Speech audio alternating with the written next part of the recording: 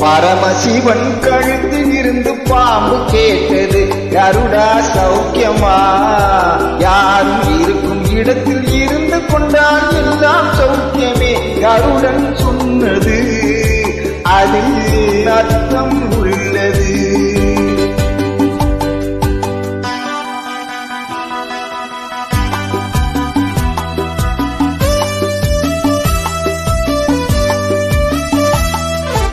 உயர்ந்த இடத்தில் இருக்கும் போது உலகம் உன்னை பாதிக்கும்.